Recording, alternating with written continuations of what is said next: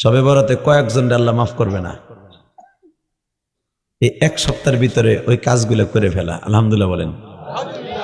এক নম্বরে মাফ করবে না যারা মা বাপরে কষ্ট দিছ। পৃথিবীতে মার মতো দরদি কেউ নাই, ঠিক না? জোরে গো। বাবার মতো দরদি কেউ নাই। বাবা পরের জমিতে কামলা দিয়ে তোরে আমারে বড় করছে।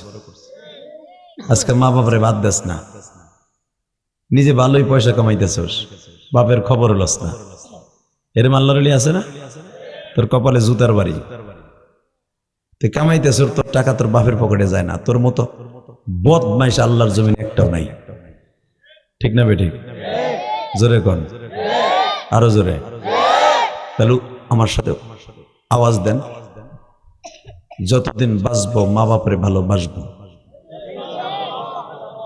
হিংসা হিংসা। পৃথিবীতে মার মতো দরদি কেউ নাই। আমি একটা কথা বলে দিয়ে যাই, এই মা বাবার যদি কষ্ট দিয়ে থাকো, শবে বরাতের আগে টেলিফোনে মাপ চেয়ে নিস। আর যাদের বাবা মা বাসায় আছে, এই হাবিবনগর চরাইলে বাসায় যাই আজকে মাপ নিয়ে চাইয়ে নিবি, অথবা শবে বরাতের আগে মাপ চেয়ে নিবি, ইনশাল্লাহ বলো। এখন প্রশ্ন আসতে পারে, আজকে যেখানে প্রথম মাহফিল করে আসলাম নবাবগঞ্জ, অন্তত 10,000 উপর মানুষ ছিল। 2টা মহিষ কাটছে 4.5 লাখ টাকা দিয়া, লাস্টে বিরিয়ানিতে টান পড়ছে। বুঝ কত লোক হয়েছে? আল্লাহ, ওই বিরিয়ানি বিলাইতে যেই দেরি হয়েছে, নাহলে আর একটু আগাইতাম। আবার পড়ছে কুয়াশা। আল্লাহ, এ কলিজা। আমি যখন বলছি শবে বরাতের আগে, রমজান মাস আসার আগে মা বাবার কাছে মাপ চেয়ে নিস, ফুট করে পিছনে থেকে একজন বইলে উঠছে, কান্দতে কান্দতে চিল্লাই দিয়েছিল, হুজুর আমার তো আব্বা নাই মা নাই, আমি কি করবো? আমি তখন বললাম, ফজরের নামাজটা পড়ে যে বাবার কবরের কাছে দাঁড়াই ধরে কাইন্দ। আল্লাহর কসম, ওই ছেলেটা পিছনেতে বলতেছে যাদের বাবা মা নাই তারা কি করব। আমি বললাম কবরের কাছে যে কাইন্দ, এই কথাটা শুনে ছেলেটা এমন জোরে হাউক করে কাইন্দা এসে আমার বুকের মধ্যে পড়ছে, হুজুর আপনি আমার বড় ভাইয়ের মতো, আমি আপনার কাছে মাপ চাই। আমার আব্বা মারা গেছে গত সপ্তাহে, তার আগের সপ্তাহে। গত বছর আমার আব্বা রমজানের আগে বলতেছিল, বাবা ইফতারি কিনে দিবি না? হুজুর আমি তখন কাতার ছিলাম, আমি আইসা আমার আব্বার মরণ দেখি নেই। এই বছর কে কইব যে আমার ইফতারি কিনে দিবি না? কে হবে সঙ্গে আমার মরণে, এই কে হবে সঙ্গে আমার কবরে। তাহলে ওয়াদা দে, শবে বরাতের আগে ইনশাল্লাহ বাবা মার কাছে টেলিফোনে মাপ চেয়ে নেবা। রাজি আছো না? বাপ মা আজকে বাইসা নাই, ইফতারি খাওয়াবা না? আমি যখন নবাবগঞ্জ মাহফিলে যাচ্ছিলাম আসরের পরে, আসরের আজান চলতেছে, ঠিক আজানের মাঝখানে আমার গাড়ির থেকে মাত্র 20 গজ দূরে একটা অ্যাক্সিডেন্ট হলো। আমি পুরোটা রাস্তা কানতে কানতে গেছি, আল্লাহকে সাক্ষী রেখে বলছি। গাড়িটা আমি চালাইছি তো, আমার গাড়ির সামনে ছিল এই মোটরসাইকেলটা, আমার বাউলি মাইরে রাইখা ওরা দেখলাম টান দিল, আমার ওভারটেকটা কইরে হাইস গাড়ির সাথে লাগাই দিছে। আমার মনে হয় ওদের গাড়ির স্পিরিট ছিল, মোটরসাইকেলের স্পিরিট ছিল 100, আর হাইস গাড়ির স্পিরিট ছিল 50। 150 কিলোমিটার বেগে যদি একটা গাড়ির 2টা মুখামুখি সংঘর্ষ হয়, কি অবস্থা হতে পারে আপনারা বলেন? আমি ফেসবুকে ছাইরাও, কারণ একটুখানি ভিডিও করছিলাম, মানে একটা তো জায়গায় শেষ, মাথার খুঁটি মূল উড়ে গেছে গা আমার চোখের সামনে। এই লাগাটা কথা ছিল আমার গাড়িতে, ওই যে মোটর সাইকেলটা মানে টুকরা টুকরা হয়ে গেল হাইস গাড়ির সাথে লাগিয়া। একটা হাইস গাড়ির ওই ওদের মোটর সাইকেলের একটা গ্লাস আমার গাড়ির সাথে লাগছে, মনে হইতেছে আমার গাড়িতে বোম মারলো। তাহলে বুঝেন কত স্পিরিট অ্যাক্সিডেন্টটা করছে। যে গাড়ি চালাইতেছিল ওর মাথার এইখানটা ফাইটা উড়ে গেল খুলিটা, আর 2টা ছেলে ছিটকে পড়ে গেছে মেলামাইনের, ওই যে শরীফ মেলামাইন আছে না, এর ওয়ালের ভিতর যে পড়লো। বিশ্বাস করেন, তখন ওখানে দাঁড়ায় দাঁড়ায় আমি আমার কাছ, আমি একজন মোটরসাইকেলে একজন ভিডিও করতেছে, ও আমারে দিল, আল্লাহ, পুরো রাস্তাটা চোখের পানি ঝরতে ঝরতে গেল যে আল্লাহ, ইচ্ছা করলে তুমি ওই মোটরসাইকেলটা আমার গাড়ির সাথে লাগাইতে পারতা। ও যেভাবে আমার বাউলি মেরে গেছে, তখনই মনটা কামড় দিচ্ছে, না জানি সামনে কি হয়। এই কি হয় শব্দটা মনের ভিতরে আসার সাথে সাথে দেখে দাঁড়িম করে আওয়াজ হয়ে গেছে। খালি বলছি যে কি যেন হয় রে, হয় রে, কথাটা শেষ করার আগেই দেখি ফাইনাল। কেবা হবে সঙ্গে তোমার মরণে। এই কি মাইক আনছো সাথের মতো? এই মাস্টার বাড়াও, বেশ বাড়াও, মেয়া টন বাড়াও, মগা কিচ্ছু বোঝে না। কেবা হবে সঙ্গে তোমার মরণে, কেবা হবে সঙ্গে তোমার কাফন। এ চরালের ভাইরা,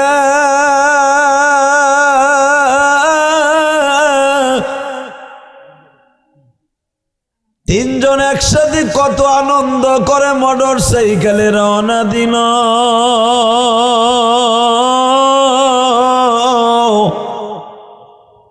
দুইজন জায়গায় শেষ হয়ে একজন বেঁচে আছে কিনা তাও জানি না। মৃত্যুর সময় যে কেউ তোমার সঙ্গে নাই রে ভাই,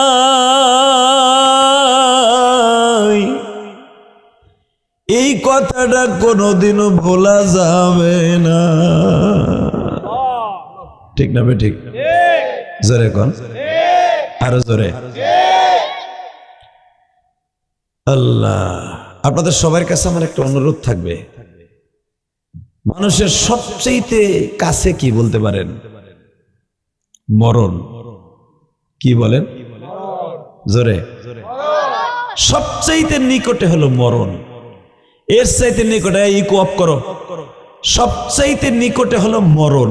এর চাইতে নিকট বস্তু পৃথিবীতে আর কিচ্ছু নাই। ঠিক না? জোরে কর, আরো জোরে।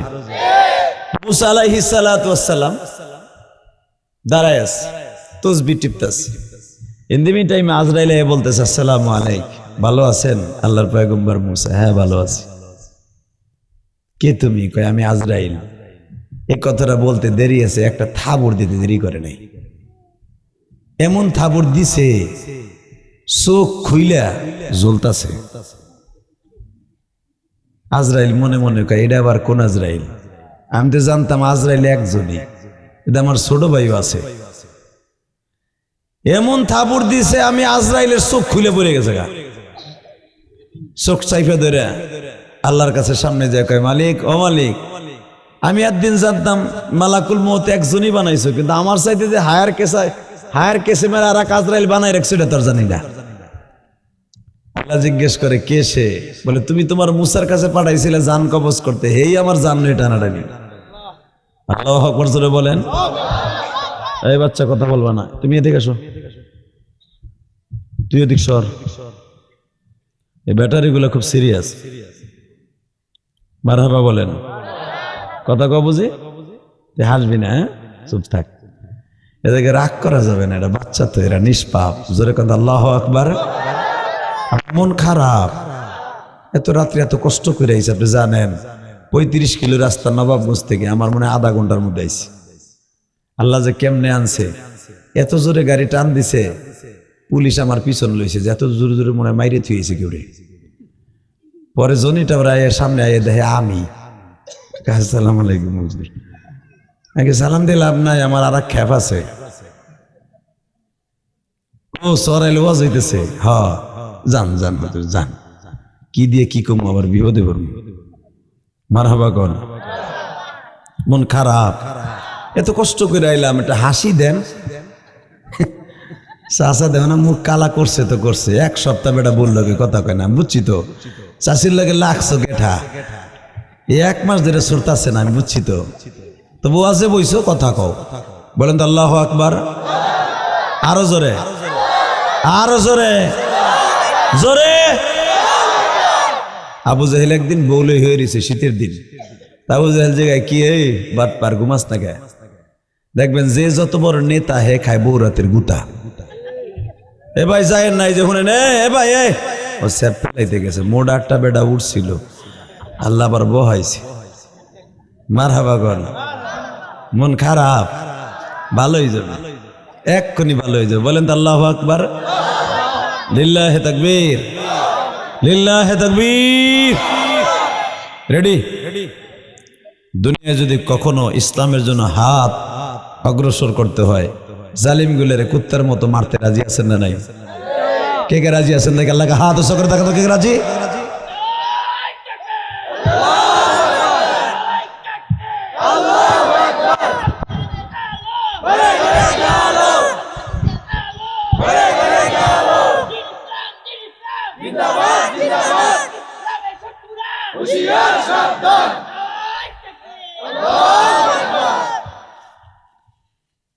এই সারা আসলি কেন? এই ব্যাটারি একটা টান দাও তো, বড়টারে ব্যাটারিটা টান দাও পিছনে। ওই দুইটা এক জায়গায় হাসতেছে, একটা সরাও ভাই, জুটি সরাও।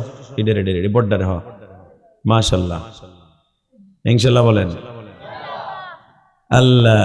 তা আবু জাহেলের বউ জিজ্ঞেস করে, এই ঘুমাস টাকা বাটপার? ঘুমাই না, একটা টেনশনে ঘুমাই না। কই কে? আমি যে সবাইরে বললাম রাত 12টার পরে মোহাম্মদের কোরআন শরীফ শুনতে কে যাবি না, কিন্তু আমার তো ঘুমায় না মোহাম্মদের কোরআন শরীফ না শুনলে। আল্লাহ তোমার নবীর কথা, কোরআনের কথা শুনে যারা আল্লাহু আকবার বলবে, এদের হার্টের রোগ থেকে ভালো রাখবা। আবু জাহেলের বউ কইতেছে, এ বাটপার, ওই যে কইছিলাম না যে যত বড় নেতা হে বৌরাতের খায় গুতা। এই যে রিক্সা যারা চালায় এরা বৌরাতের গুতা খায় না, বরঞ্চ বউ উল্টা ভিলে গুতা খায়। ঠিক না বেঠিক? রিক্সা মিক্সা চালাই যে আধা ঘন্টা বউরের দরজা লাগায় খালি ঘুষায়, খালি ঘুষায়, বিড়ি ঘুষা মুসা খাইয়া চৌকির তলে পালাইয়া তারপরে কয় ভাই তুই আমার মারিস না, তুই আমার বাপ লাগোস, তারপর মারিস না। এমন জালিম আছে রে নাই? বউরে মারে বাবু, স্বামীরে বাপ কয়, এরপরও সারে না, কয় তুই বাপ কস আর দুলাভাই কস, তোরে মার মতো দরজা লাগায় মারবো। ঠিক না বেঠিক? আমার দিক তাকান, এ মুসলমানের বলা এরম লোক আছে না? এমন আল্লাহর ওলি আছে তো নাকি? আল্লাহর ওলি আছে। আল্লাহ। তা আবু জাহেল তো নেতা, নেতার বউরে মারতে গেলে যদি চিল্লাই ফেলাই কয় তোমাকে নেতা আমারে মারে, বউরে মারে, নেতাগিরি ছুটে যাবে। ঠিক না বেঠিক? ওই ডরে মারতেও পারে না। বউ জিজ্ঞেস করে, বাটপার রে তুই ঘুমাস না কা? কেমনে ঘুমামো রে বিবি?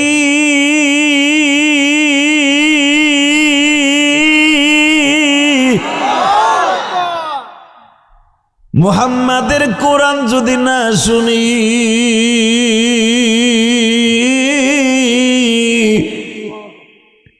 কেন যেন ঘুম আসে না। কি যে মধু মৌলার কালাম,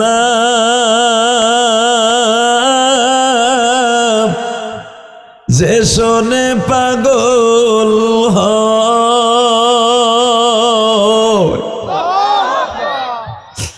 কোরআনের লাইগা মৌলা দুনিয়া বানাইছে। যত্ন করে দিলাম কোরআন, যত্ন করে রাখো আমার কথা মনে হইলে কোরআন খুলে পড়ো। সবাই তোমায় ভুলে যাবে, কোরআন ভুলবে নাই। সবাই তোমায় ভুলে যাবে, কোরআন ভুলবে না। কোরআনের বাণী শুনলে আযাব হবে না। আল্লাহ তুমি দেখো এই গভীর রাত্রে মালিক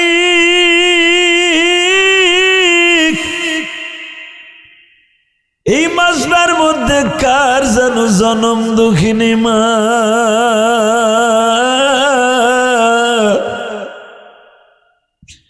কার যেন জনম দুঃখ মেয়ে বাবা কবরে।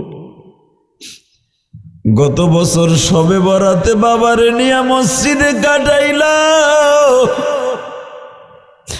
গত রমজানে মাকে নিয়ে একসাথে ইফতারি করলো মাওলা।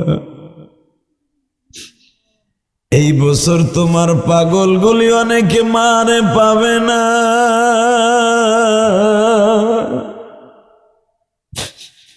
বাবারে পাবে না। যারা কোরআনের মজমায় বসে এখন কাঁদবে, এদের বাবা মাকে তুমি মাফ করে দিবা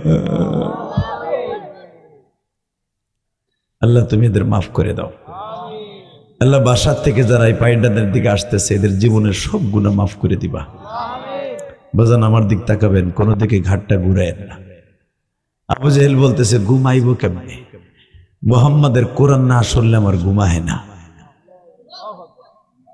আর জোরে কোন মাইকেল আর একটু মাস্টারটা বাড়া, ভলিউম বাড়া, তোরে আর কি করব। মগা একটু পরে তো আর শেষই হয়ে গেল, কাটলে দুই চারটা কাটুক। আল্লাহ বলেন তো আল্লাহ আকবার। মাত্র 10 মিনিট কথা বলবো, এরপরে বিদায়।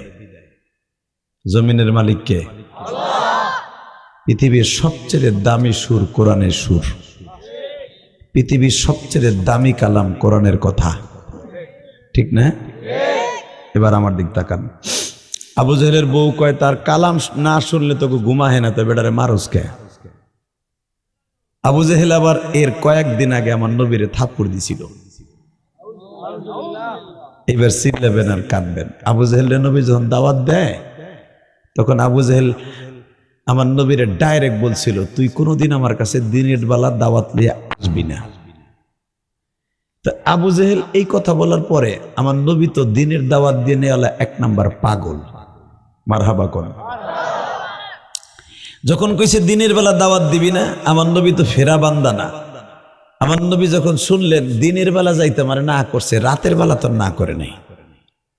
ঠিক রাত 12টার সময়, এই টাইমে 12:30টার সময় আমার নবী আবু জেহেলের দরজার পরে যে টোকা দিচ্ছে, দরজা খোলেন। ফাফাতাহনা ইয়া উম্মি ফাফাতাহনা আবু আবা, চাচা দরজাটা খোলেন। আবু জেহেলের বউ কইতেছে, এই রাত্রে মুহাম্মদ ছাড়া তোর দরজা কেউ আহে নাই। আল্লাহ, যারা আল্লাহু আকবার আস্তে কইছে গো, বাতের রোগে ধরাবা। শরীরটা গরম বানাও না। রেডি?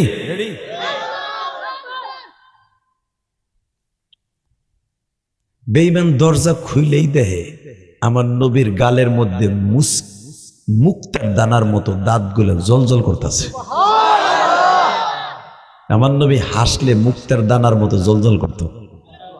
আমার নবীর গালের থেকে এমন আলো বের হতো, ওই আলোতে পুরো ঘর আলো হয়ে যেত। আমার নবী এমন একজন মানুষ ছিলেন। তো হঠাৎ করে আমার নবী আবু জেহেলের দরজার সামনে দাঁড়ায়া বলে, চাচা আপনি আমারে রাতের বেলা আসতে না করেন নাই, দিনের বেলাতে না করছেন। আপনার মান সম্মানের ব্যাপার তো, এই জন্য আমি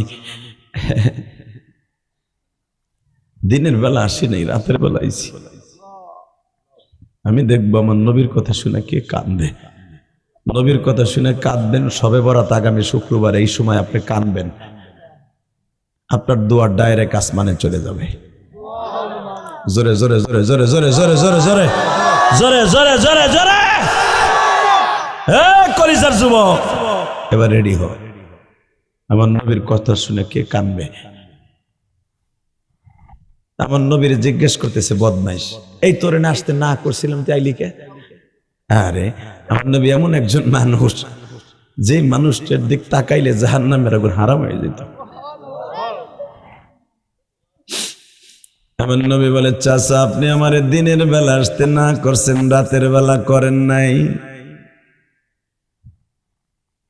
বেঈমান বলতেছে, বেঈমান বলে আমার এতিম নবীর তলে ঘরের মধ্যে ঢোক রে, আমার কলিজার নবী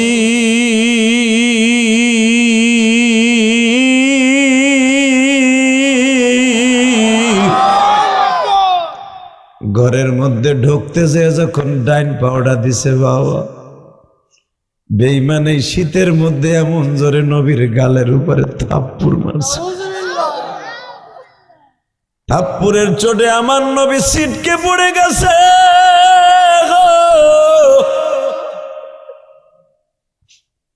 পিছনের থেকে জিবরাইল আমার নবীর বুকের মধ্যে জড়িয়ে ধরে বলে, নবী গো, আমি এখান থেকে ৭,৫০০ বছরের রাস্তার দূরে ছিলাম। আমার মালিক যখন বলছে জিবরাইল না,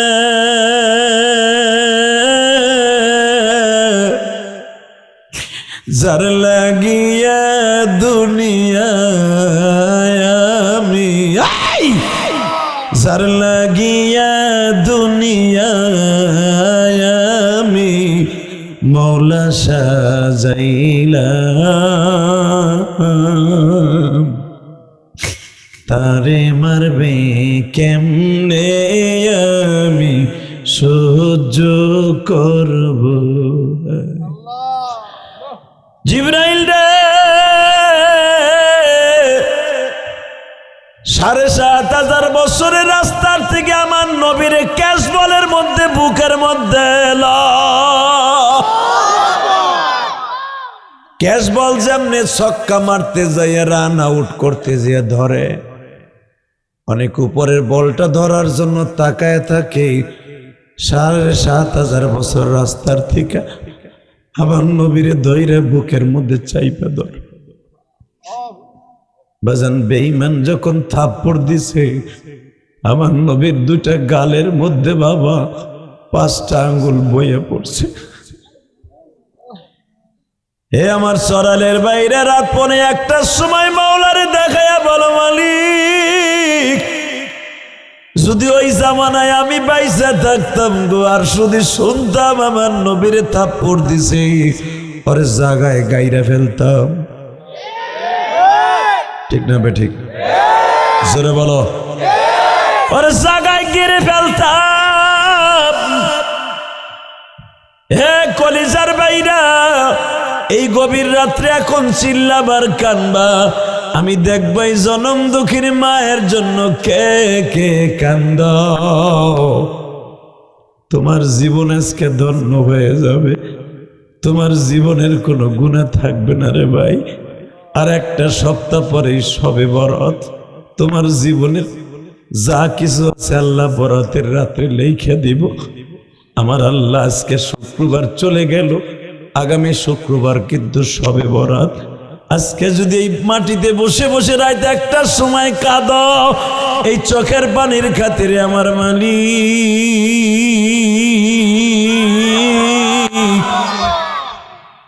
তোমারে ভালো রাখবে। বাজান এবার আমার দিকে তাকান, আমার নবীর গালের মধ্যে এত জোরে থাপ্পড় দিছে ৫টা আঙ্গুল গালের মধ্যে বইয়া পড়ছে। নবী আমার গালটা চেপে ধরে আবার দাঁড়াইছে, বেঈমান আর একটা থাপ্পড় মার। জিবরাইল পিছনের থেকে বলে, নবী গো, একটা মারছে, আর একটা যদি মারে আপনার কাছে কোনো পারমিশন চাবো না, বেঈমানের বাড়িটা কিন্তু আমি আসমানে উঠেই নিয়ে যাব, কমে লুতের মতো চিতায় পিঠার মতো উল্টায় ফেলবো নবী।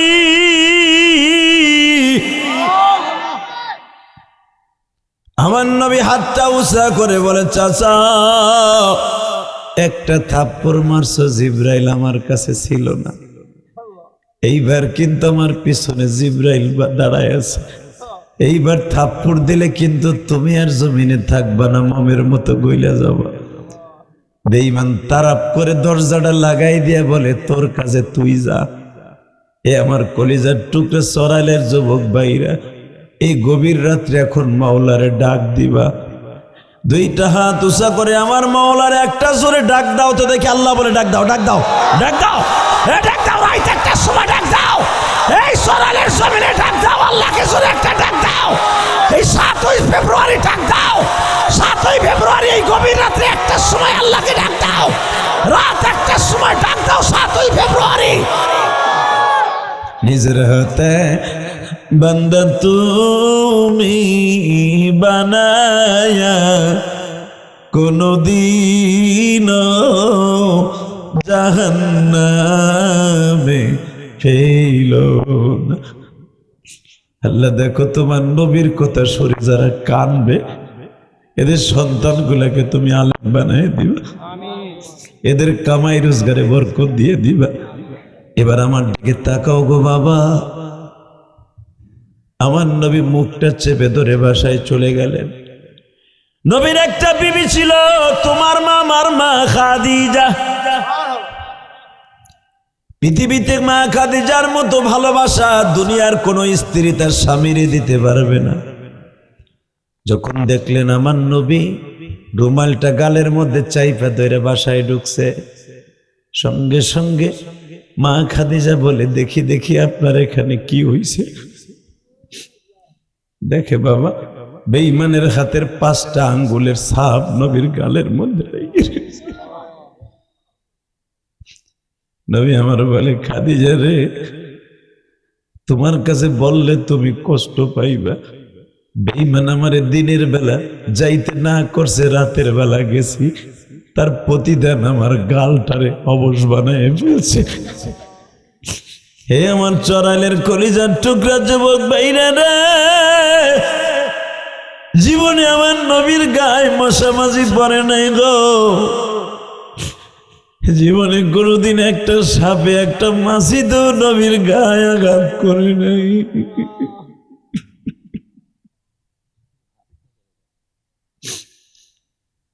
আমার চড়াইল হাবিবনগরের বাইরে শুভ আমার মাওলারে তুমি চোখের পানি ফেলাই দেখাই দাও, নবী কেন আপনার জামানায় আমার মতো গুনাহগার জন্ম হলো না? যদি আপনার জামানায় জন্ম হইতো হাবিবনগর থেকে, আপনার নাম হাবিব, আমরা হাবিবনগরে জন্ম নিছি, হাবিবনগরে বসবাস করি মালিক। বেঈমান নবীর দেখার বড় মারে, নবীর মায়ের কথা শুনে রাত 1টার সময় আমরা কান্দি নবী।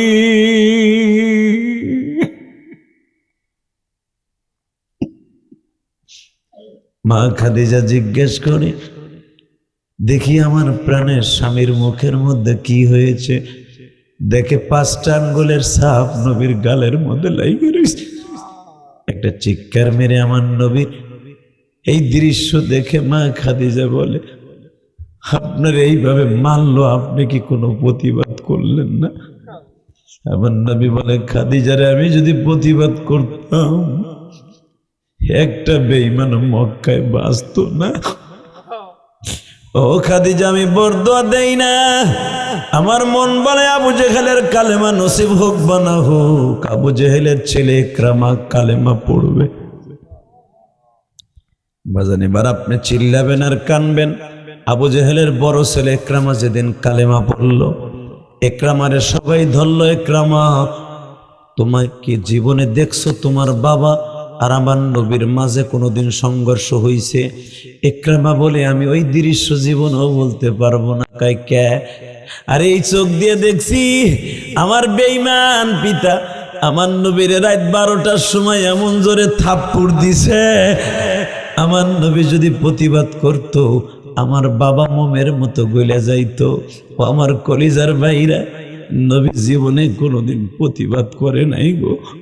আমরাও একটা আওয়াজ দিয়ে দেখাবো, মায়ের খাইতে হয় খাবো, আমার নবীরে কেউ গালি দিল আরে জাগায় মাইরে ফেলবো। রাজি আছো না নাই? কে কে রাজি আছো? আল্লাহকে দু হাত দেখায় দাও তো।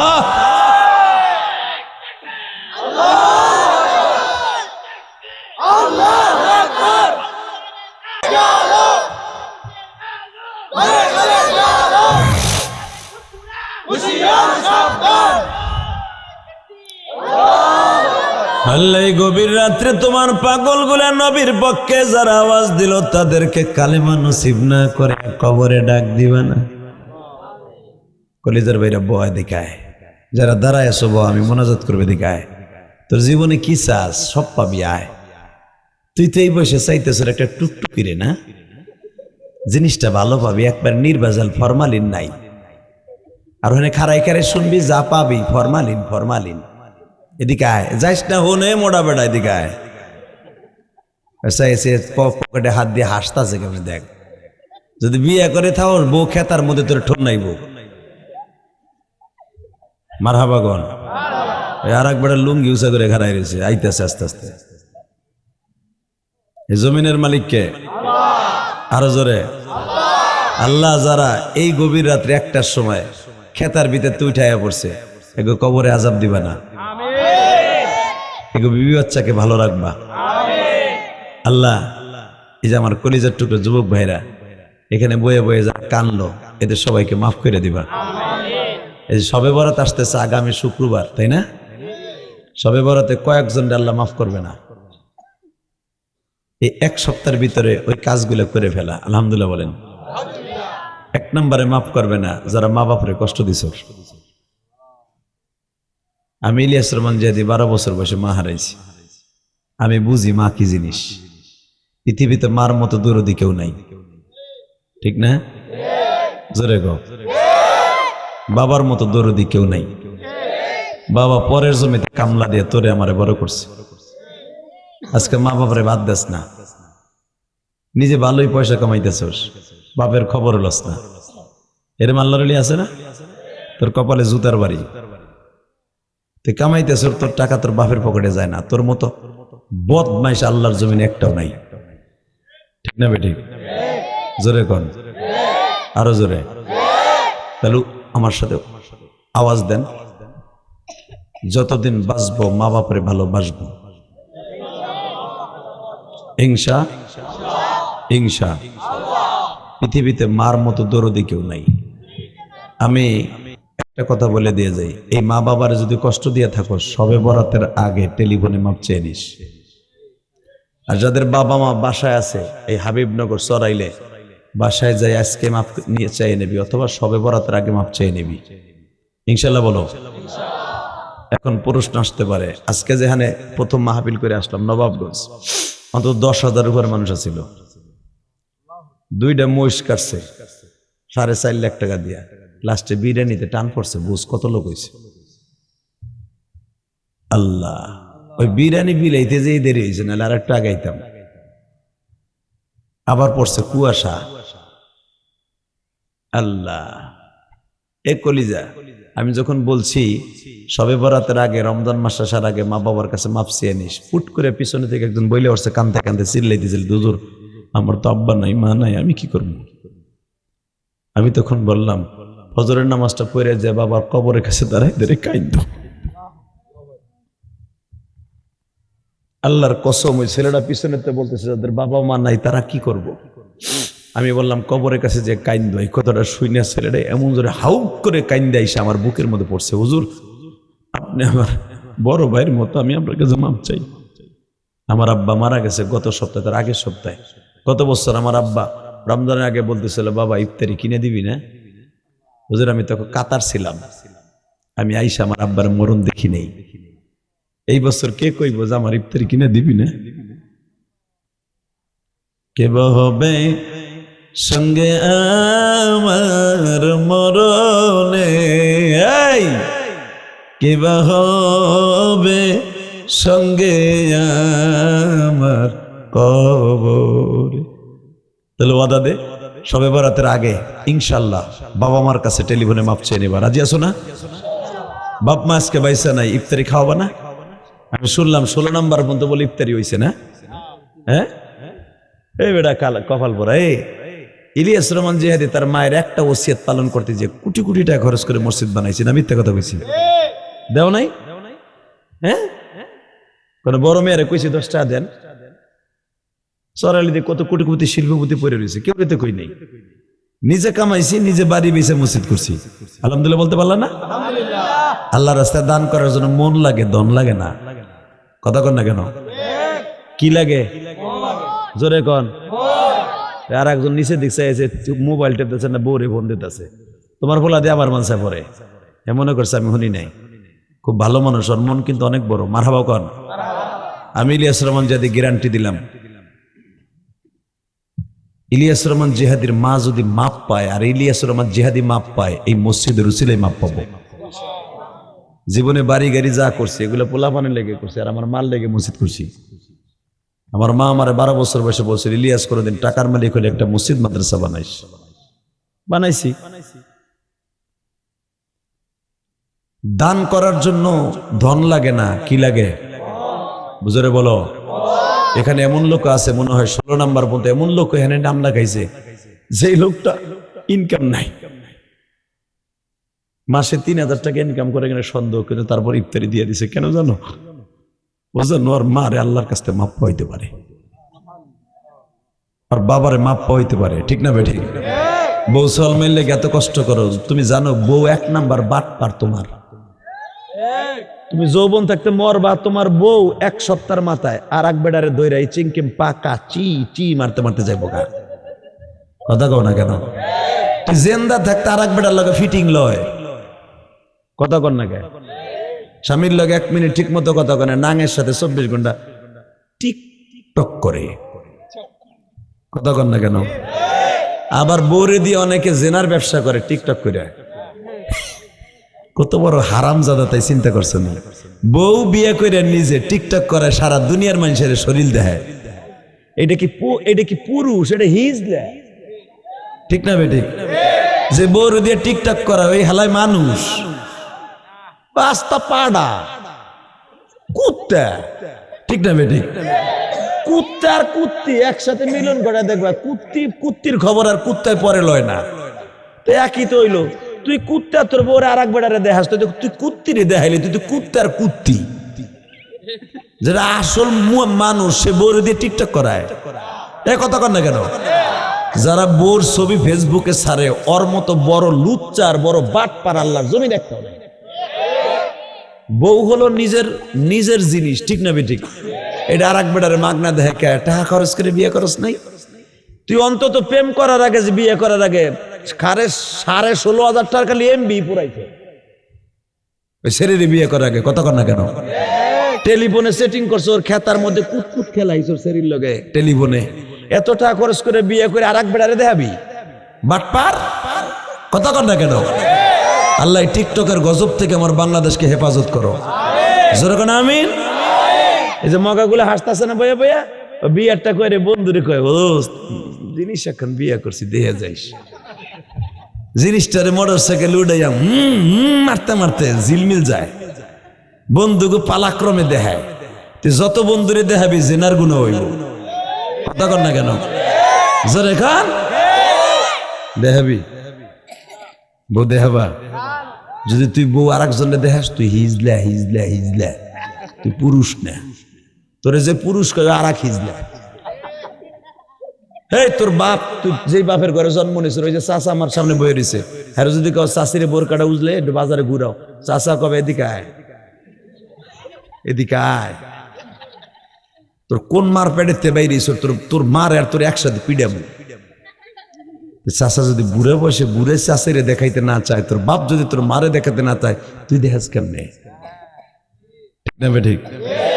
তাহলে তওবা করো, বড় দিয়ে ব্যবসা করাবো না, ইনশাল্লাহ বলো। মা বাবার নামে বেশি বেশি দান করবা, ইনশাল্লাহ বলো। 16 নম্বরতে শুরু করি, আর 14 জন লোক লাগবে। 30টা সেকেন্ডে দাঁড়াবেন, যদি আল্লাহ আমারে মাফ করে একসাথে জান্নাতে যাবো। 1 মিনিটে দাঁড়াবেন, যে কয়জন বাকি আছেন, অথবা একজনে একটা লেখাইছেন, আপনি 3টা করে লেখাবেন, 3টা। হুজুর 16 নম্বর হয়েছে তো 3000 টাকা দাম, আমি একাই দিয়ে দেবো ইনশাল্লাহ, 12,000, 4 জনের টাকা দিয়ে দেবো, 12,000 টাকা। তো যদি আমার মা কবরে ভালো থাকে, আমার ছেলে মেয়ে যদি আলেম হয়, আমার ছেলের জন্য আমি বললাম, আপনি পরের ছেলেরে ইফতারি খাওয়াবেন, আপনার ছেলে আলেম হবে ইনশাল্লাহ। বলেন তো কে দিবেন? একাই 3 জনেরটা দিবেন, কোন 3 তারিখে 9,000 টাকা, 10,000 টাকা দিবেন, বলেন কে?